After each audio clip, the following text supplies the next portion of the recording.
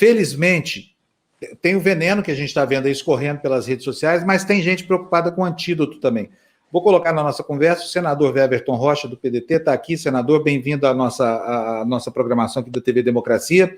Muito obrigado por ter atendido a gente. O senador, que está bem aqui embaixo de mim, está preocupado com a proteção de jornalistas. Ontem ele apresentou um projeto de lei aumentando as penas para certas condutas de gente que ofende jornalistas. Senador, eu aqui já de cara queria agradecer ao senhor pela iniciativa. Estava mesmo faltando isso, porque nós estamos extremamente vulneráveis, né, sendo atacados de todos os lados.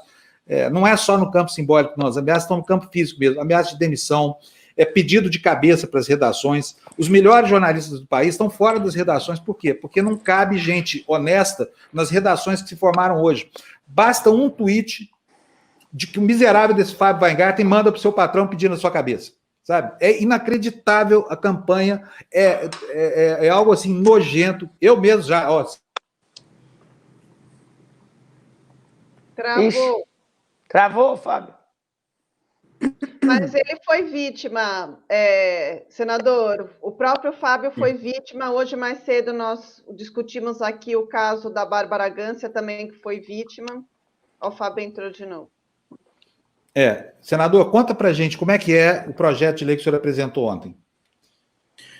Primeiro, cumprimentar aqui todos vocês, parabéns, Fábio e todos da TV Democracia.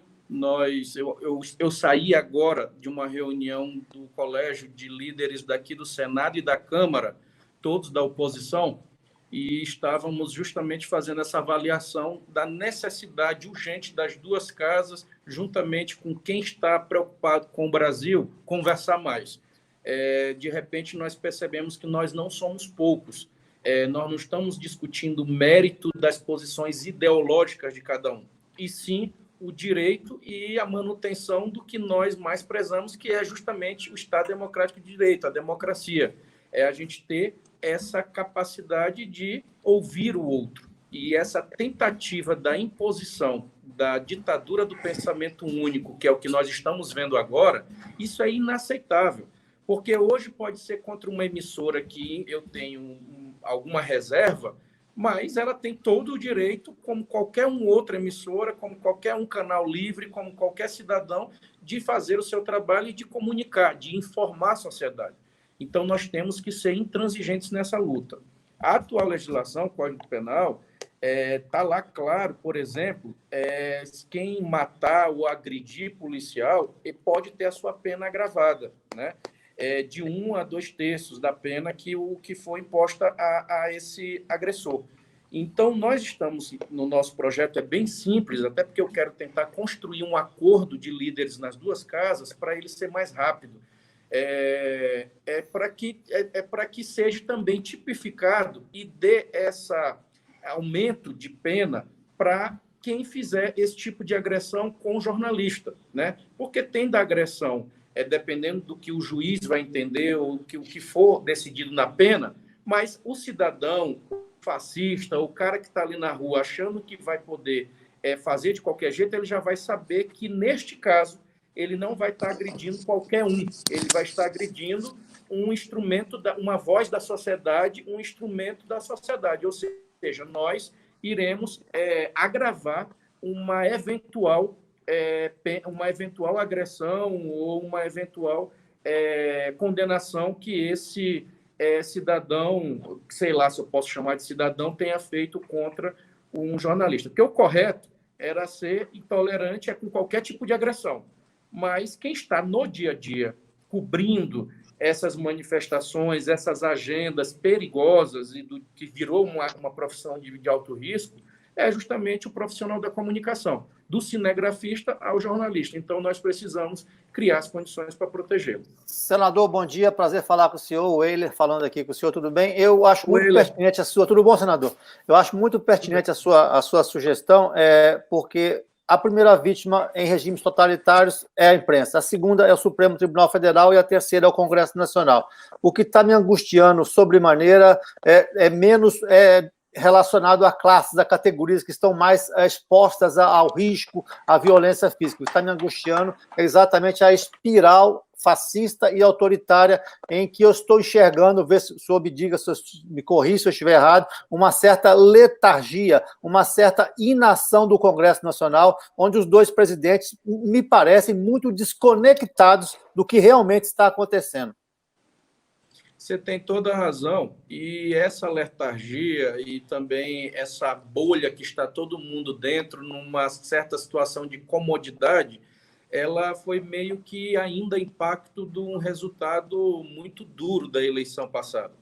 E você perceba que nós mesmos aqui da oposição no Congresso, nós demos muita vida fácil para o governo e não estamos arrependidos, porque a partir de agora que nós vamos endurecer o jogo, eles não vão poder botar a culpa na gente e dizer que o Brasil não andou porque a oposição não deixou.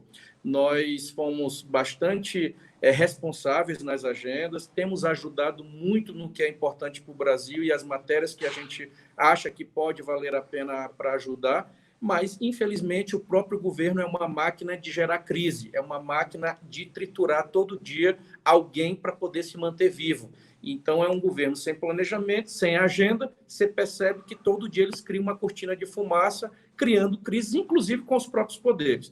Então, como o perfil dos presidentes da casa, e principalmente do perfil do Rodrigo Maia lá na Câmara, é um perfil muito ainda do diálogo e mais do mergulho, conversando mais por dentro, nós precisamos restabelecer uma forma de agir para que a gente não deixe isso avançar mais do que avançou. Hoje mesmo, na reunião com os líderes que todos concordaram, eu disse, olha...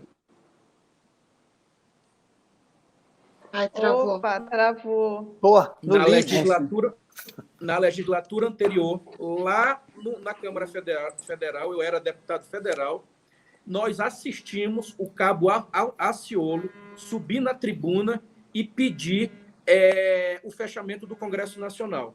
E nós ficamos calados, achando que era normal e que ele estava ali com o direito dele de exercer o seu mandato. Ali foi ver. Por quê? Porque na hora que a gente permitiu ele fazer aquilo, começou outros reproduzirem, e por incrível que pareça, hoje tem candidato na rua que fala de democracia, que é querer ser candidato a vereador em várias cidades e que está com cartaz de fechar Congresso Nacional e Supremo Tribunal Federal. Ou seja, não sabem nem o que diabo que estão fazendo ou estão falando. Né? Então, nós precisamos reagir, e aqui não está fácil no Congresso. Precisamos organizar fora para ajudar a fortalecer a luta nossa aqui dentro. Senador, boa tarde. Eu acho ótimo que haja um projeto de lei tipificando, né, inclusive, a agressão aos jornalistas. Eu queria saber um pouco mais sobre o projeto, saber se trata apenas de agressão física ou também de outro tipo de agressão verbal, por exemplo, porque o grande problema hoje, né, é que essa agressão ela vem do pico, né, das instituições brasileiras, ou seja, do capitão Bolsonaro. É ele quem instiga esse tipo de comportamento aos seus apoiadores, que, obviamente, como o seguem cegamente, acabam, então, se voltando contra os jornalistas, contra a mídia de maneira geral. É importante, né?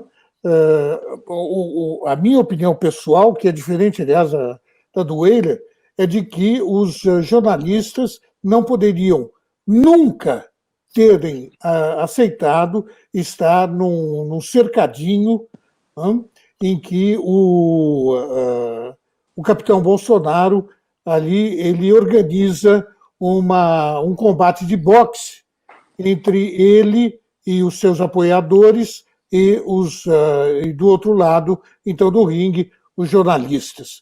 Eu acho que esse tipo de comportamento deveria estar devidamente proibido e ser coibido pela lei, se preciso. É verdade que, infelizmente, é preciso uma lei, porque no Brasil, hoje, um comportamento, não se pode esperar, né, do governo atual um tipo de comportamento normal, né? Porque eu vivo na França e qualquer entrevista coletiva ela tem lugar numa sala, né? E não, os apoiadores do presidente da República ou da pessoa que vai dar a entrevista não estão dentro desta sala. Nessa sala estão apenas os entrevistados e os entrevistadores. Isso é um país normal, né? O Brasil não é um país normal hoje. O Brasil é uma ditadura insidiosa, né? Então, eu gostaria de saber do senhor se esse projeto de lei vai suficientemente adiante para coibir esse tipo de ação e também de instigação.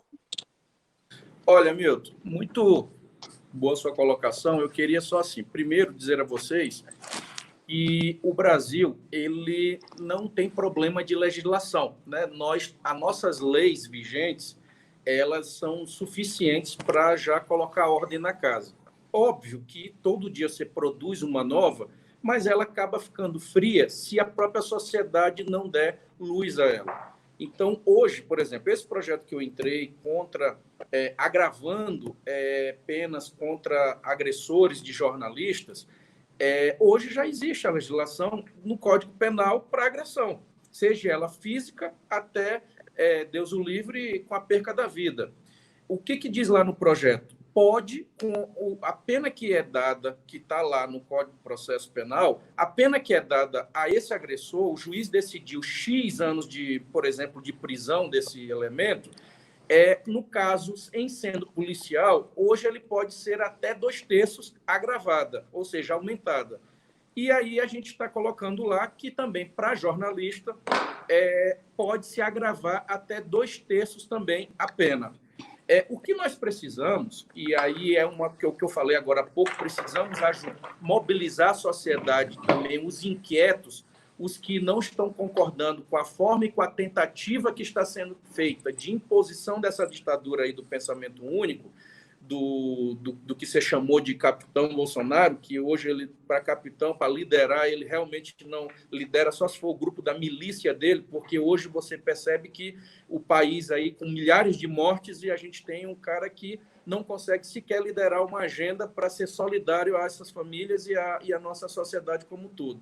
Você pega todo mundo, os líderes estão se conectando com o seu povo, com seus liderados. Ou seja, o Bolsonaro tinha a oportunidade agora de ser um líder, de se reafirmar um líder, mesmo não tendo o nosso voto. Mas nem isso ele teve a capacidade e preferiu ainda fazer o seu proselitismo, continuou ainda fazendo as suas loucuras em plena pandemia. E nós estamos tentando fazer a nossa parte. Se você pegar a liminar que nós conseguimos no Supremo Tribunal Federal, dando autoridade aos governadores e prefeitos, foi nossa, do PDT. Né? Articulamos diretamente isso, fomos atrás e conseguimos garantir para que o decreto dos governadores funcionasse para enfrentar essa pandemia. A liminar que evitou a posse do delegado da Polícia Federal, o delegado-geral da Polícia Federal, foi do PDT, provocada pelo nosso partido para que a gente pudesse garantir um mínimo de impessoalidade e isonomia lá dentro da Federal. Esse pedido que nós fizemos ao Supremo para que apreendesse o celular do presidente foi nosso também do partido. Só que qual é o problema? A narrativa da milícia digital do Bolsonaro é mais forte. Aí estão na rua dizendo que isso é uma afronta. Agora, ir lá no Rio de Janeiro, apreender o celular de um governador, aí pode, o presidente parabeniza, diz que a ação foi muito bonita da Polícia Federal. Mas na hora que a Polícia Federal estiver na porta dele, apreendendo o celular dele também, aí já vão dizer que estão invadindo e que isso é totalmente incompetente, que o judiciário não pode fazer tal ação no poder executivo. Então, assim, nós precisamos explicar mais ainda para o cidadão lá na ponta que está preocupado hoje em comer, que está preocupado hoje com o seu emprego, de que essa legislação, que essa Constituição que todos nós juramos defender, ela tem que ser para todos, não pode ser só para um governador, para um partido ou para uma ala. Tem que ser para todos os cidadãos. Então, é isso que nós temos que fazer. Então, eu acredito que essa pena, ela agravada, é mais um instrumento, mas mais do que ela, o que nós temos que agravar é a nossa reação. Se nós não começarmos a reagir, sinto muito, nós vamos perder essa guerra. E eu aprendi desde cedo, lá no movimento estudantil, que fogo, a gente combate com fogo. Então, se eles têm gente para poder defender a ideia deles, nós temos que mobilizar os nossos também para defender as nossas. Senador, deixa eu dizer uma coisa. A gente anda pensando muito sobre isso porque existe uma vulnerabilidade aqui, muito complicada. A gente está perdendo emprego, a gente está perdendo posição nas redações, quer dizer, a gente está sendo achincalhado na rua, a gente está sendo agredido fisicamente por esses fanáticos aí do Bolsonaro. Então, assim, a profissão mais difícil hoje do Brasil, de fato, é de ser jornalista, sabe? E num momento crucial para a sociedade, por quê? Porque na informação que está o antídoto, por exemplo, para a pandemia, né? Todo mundo sabe aqui... Posso fazer uma ressalva? Claro. A profissão mais difícil no Brasil hoje é ser operador da saúde, é ser funcionário do hospital. Tem razão. Nós somos a segunda. Porque os profissionais da saúde estão sendo verdadeiramente estuprados, né? Porque tem um presidente louco aí que está influenciando as pessoas de pegar a gripe e consumir medicação que é veneno. Então, assim, só isso já transforma a vida deles no inferno. Mas a nossa também não está fácil, a gente tem todo dia... Vou até mostrar aqui para o senhor uma coisa. Se o senhor puder ajudar de qualquer forma a pegar essa pessoa aqui, olha só, cadê, hein? Onde é que está aquele e-mail, aquele print de tela da Dani? Está aqui, ó. Olha só que absurdo, não sei se a tela do senhor dá para ver. Essa é minha ex-mulher. Minha ex-mulher. Olha só o que disseram para ela, pequenininha embaixo. Cidade de Deus, é uma conta que já não está aberta mais. Tá aí, ó. Família de jornalista como você precisa morrer, todos na mira. Isso para minha ex-mulher. Tá? Eu vou mandar para o senhor o print de tela. Ela respondeu essa coisa toda. Agora, isso aqui, esse tipo de ameaça, é algo que é intolerável. Por quê? Porque aí está começando a mexer com gente que não tem nada a ver com o nosso mistério, com a nossa vocação, com a nossa atuação, nem com as nossas opiniões. Sabe? Ela é minha ex-mulher. E, assim, ela será protegida por mim de todas as formas desses malucos aí, porque o clima chegou a um ponto em que não adianta mais pensar que essa guerra está situada só no campo do simbólico. Ela não está. As ameaças são concretas. Olha o que aconteceu com o William Bonner, lá da Globo, meu compadre. O William teve o CPF do filho dele introduzido naquele programa dos R$600 do governo. Para quê? Provavelmente uma pegadinha para desmoralizá-lo lá na frente, né? E se ele não tivesse tomado a iniciativa de ele mesmo denunciar isso quando foi notificado, provavelmente iria sofrer lá na frente, dizendo, o filho do William Bonner está se aproveitando aí de R$600 do governo, olha só, Globo lixo, essa coisa toda. Então está muito complicado mesmo, assim, já não se trata mais apenas de detratar a gente, a coisa está muito além disso, está no plano mesmo da agressão física. Então, eu queria agradecer muito a iniciativa do senhor, foi o primeiro parlamentar que se preocupou com isso, isso é absolutamente preocupante para nós todos, o senhor não tem ideia do que tem sido a vida da gente, né? Então, assim, o que o senhor precisar da gente para difundir essa ideia, para ajudar nessa cruzada, o senhor pode contar conosco. Nós somos pequenininhos aqui, a TV Democracia está começando agora, tem só 3 meses de idade, mas a gente tem um público muito fiel, muito leal, são pessoas que reverberam essa mensagem na internet, que são gente séria. Agora, eu, sinceramente, quero confessar uma coisa para o senhor, eu não vejo muita saída, sabe? É óbvio que dá para pegar um cangaceiro virtual como esse aí, que ameaça minha ex-mulher. Porque a internet não apaga os rastros, eles são indeléveis, eles vão ficar sempre lá. Esse eu vou tratar dele com a polícia na casa dele, que é como a gente deve fazer, não como um cangaceiro, mas como um cidadão. Mas eu acho que essa guerra, senador, está perdida. Sabe por quê? Porque as pessoas realmente boas, interessadas no futuro do país, elas têm escrúpulos, coisa que essa gente não tem. Então, por exemplo, ninguém aqui nunca vai inventar uma notícia para se prevalecer de uma situação. Por exemplo, a gente aqui que tem 1000 ressalvas a esse ímpeto tirânico do Bolsonaro, se tivesse duelando com as mesmas palavras, os mesmos argumentos, a gente poderia, por exemplo, inventar fake news. Bolsonaro está com câncer, sei lá, entendeu? Bolsonaro é gay, que é o que eles fazem lá, eles fazem isso. Exato. Mas nós não vamos fazer isso. Então, as nossas armas são armas mais frágeis, porque a gente trabalha com a verdade fática, que nem a Bárbara lembrava aí, ela é muito trabalhosa, tem que checar a informação, embalar no pacote ético, ouvir o outro lado, abrir espaço para crítica, colocar a bunda na janela para tomar tapa, que é o que o jornalista faz o tempo inteiro, e ainda estamos sujeitos a esse assédio moral que esse ditador brasileiro faz. A gente não usa mais a palavra presidente aqui para designar esse sujeito. Ele é um ditador, não importa que ele não tenha a sua ditadura, ele está construindo a sua ditadura. Então, para nós, ele é um ditador. Então, quero agradecer em nome dos meus colegas daqui, quero agradecer ao senhor por essa iniciativa e dizer que isso vai ser muito importante para restabelecer o ambiente de segurança que a gente precisa para trabalhar, viu, senador? Muito obrigado ao senhor. Senador, Fábio, desculpa, por gentileza, senador, o senhor tem um endereço de Twitter que eu gostaria de pôr aqui e retweetar, etc., as coisas que o senhor... Tem. Eu vou te dar aqui todos logo de uma vez, que aí fica mais fácil. Que é legal a gente pôr aí também para... Tá, eu vou... Enquanto eu já printo aqui para botar aí, eu queria só dizer assim, Fábio, eu acho que tem alguns casos, tá? O meu do Twitter é só o Everton Rocha, tá? Tá bom.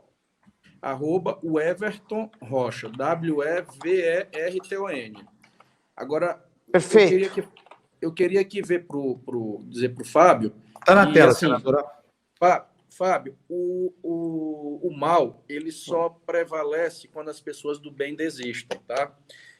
Minha solidariedade aí à sua família, porque, como você falou, essa turma não tem escrúpulo, eles não têm limites e tentam, de todas as formas, calar e intimidar as pessoas que podem ajudar a manter a informação e, claro, que com a informação nós temos a libertação. Então, este caso aí, por exemplo, se o amigo permitir, pode nos mandar aí o IP de onde veio e vamos solicitar a CPI da fake news para que faça o pedido da quebra, né, tentar chegar aí no autor dessa armação e dessa tentativa de intimidação a você, a sua família, para que se peça providência. E também dizer a vocês que não só essa agenda que nós estamos construindo, que não é apenas um projeto de lei, mas tem que ser um projeto de resistência. Então, independente do que eu falava hoje para os partidos de oposição, eu disse, olha, nós não temos votos para votar um impeachment. Então, vamos ter, pelo menos, a competência de construir votos para não permitir que esse projeto ditatorial do Bolsonaro seja imposto, porque ele está tentando. Você percebe que ele flerta, né? Ele tenta ver que não deu certo e volta. Vai lá para a porta do Exército, fala de novo, fala que está do lado deles, e aí a reação todas das instituições e da sociedade, aí ele volta atrás. Ou seja, ele vive flertando para tentar ver até a hora que ele consegue o que ele está querendo, que é impor a sua ditadura. Como nós não vamos permitir, temos que nos manter unidos, porque agora que foi 1 ano e 4 meses, imagine o resto dos anos aí, caso eles permaneçam no governo. Não será fácil, é desanimador, mas nós não podemos desistir. As minhas outras redes sociais é só o Everton Senador. Perfeito, muito obrigado. E obrigado pessoalmente pela parte que me toca. Alguém mais quer falar alguma coisa com o senador? Podemos deixar ele cuidar da vida, né? Senador, obrigadíssimo. Valeu pela entrevista. Vamos acompanhar direitinho isso aí. Fábio, sim, a minha assessoria está pedindo aqui para lembrar que no dia de hoje, na sessão, eu estou protocolando. Nós estamos no meio de uma guerra, né? O Covid-19 é uma guerra, estamos em estado de calamidade pública. Então, nós tivemos aí vários profissionais de comunicação, de segurança, de limpeza e da saúde pública que estão perdendo a vida no meio dessa guerra, em trabalho, saíram de casa e, infelizmente, não puderam voltar e as famílias nem sequer estão tendo o direito de se despedir dos seus entes. Então, eu estou entrando com o projeto de lei hoje, pedindo,